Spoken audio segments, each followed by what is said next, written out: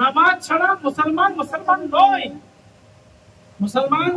মুসলমান কোনোদিন হতে পারে না যে নামাজ পড়ে না সে মুসলমান নয় রে ভাই।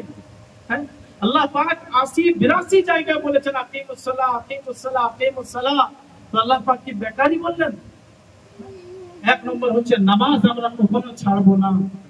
হ্যাঁ, কতক্ষণ সময় লাগে ভাই? 10 থেকে 15 মিনিট সময় লাগে নামাজ পড়তে।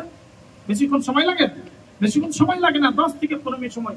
কিন্তু আমরা দুনিয়ার কাজে কর্মে আমরা দেখেন এক জায়গায় গল্পতে একবার বসে গেলে কতক্ষণ লাগে? 8 ঘন্টা হয়ে গেল, পার্টি বলছে না আমার সময় নেই, ঘর যাই, সারাদিন কাজে কর্মে ছিলাম, যাই ঘরে না বসে বসে বসো, দুটো কথা শুনলাম, আবার দেখুন বসে বেশ 5 মিনিট আবার গল্প হয়ে গেল, ভাই আমি আসছি, অনেক সময় হয়ে গেল, যাই যাই যাই না না 2 মিনিট শোন 2 মিনিট শোন, এই 2 মিনিট করতে করতে 1 ঘন্টা গল্প শেষ হয় না। শেষ হয় ভাই? গল্প শেষ হয় না। যে কোনো কাজ কর্মে বেশ এই কাজের হলো এটা কাজের, আমি আপনি মোবাইল দেখি, সিরিয়াল দেখি, হেনা দেখি, তেনা দেখি, ওই তারা দিয়ে একটু দেখি এবার শুয়ে নেবো, 10টা বেজে গেল, 10টা বেজে গেল শুয়ে নেবো, আবার দেখতে লাগলাম, না 10টা বেশ এখন সময় আছে তো 11টা পর্যন্ত দেখি, 11টা হতে হতে 12টা তারপরে দেখি না খালি কাজ দিতে হবে, সবাই উঠতে পারবো না, 12টা বেজে গেল, বেশ রেখে দিই। তো কতক্ষণ হলো? এই খবর দেখেন আর সিরিয়াল দেখেন, যাই দেখবেন দেখেন, দেখতে দিতে 12টা বাজিয়ে দিলাম। তো বলেন এতক্ষণ সময়টা আপনি যদি কোরআনের তিলাওয়াত করে নিচ্ছেন, দুনিয়ার খোঁজ খবর রাখা সেটাও জরুরি, সেটাও দেখতে হবে, হিসাব কিতাব দুনিয়ার কি হচ্ছে। কিন্তু বিরাদর ইসলাম, কটা কাজ আমার আপনার জন্য খুব জরুরি হচ্ছে, সেটা হচ্ছে নামাজ আমরা কখনো ছাড়বো না, নামাজ ছাড়া যাবে না। নাম্বার 2 হচ্ছে প্রত্যেক দিন কোরআনে কারীমের তিলাওয়াত কমসে কম 2-4 পৃষ্ঠা আমাকে আপনাকে পড়তেই হবে। 2-4 পৃষ্ঠা কোরআন আমাকে আপনাকে পড়তেই হবে, একদম জরুরি।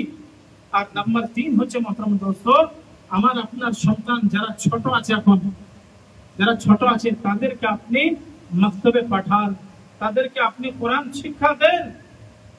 যদি আপনি শিক্ষা এখন না দিবেন, কাল যখন আপনি মরে যাবেন মোহতরম দোস্ত, আপনার জন্য সূরা ফাতিহা পড়নে वाला কেউ হবে না। সূরা ফাতিহা পড়ে আপনার জন্য কবরে কেউ দোয়া করবে না।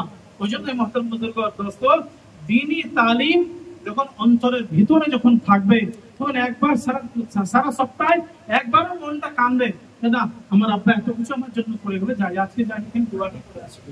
জুম্মার নামাজ পড়তে যাবে, তো কমসে কম জুম্মার নামাজের পরে সালাম ফেরার পর একবার দোয়াটা করবে, ইয়া আল্লাহ তুমি আমার আব্বাকে মাফ করে দাও, ইয়া আল্লাহ আমার আব্বার খবরকে তুমি জান্নাত বানিয়ে দাও। এই 2-4টে কথা বলার সে সময় পাবে কখন?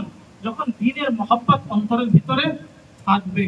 তো মোহতরম বুজুর্গ দোস্ত, আমরা গার্জিয়ান ঘরের আমরাও কোরআন পড়বো এবং নিজের ছেলেদেরকেও পড়াবো। যারা গার্জিয়ান ঘরের তারা নামাজ পড়ে না, তার কারণে ছেলে মেয়েরাও নামাজ পড়তে চায় না।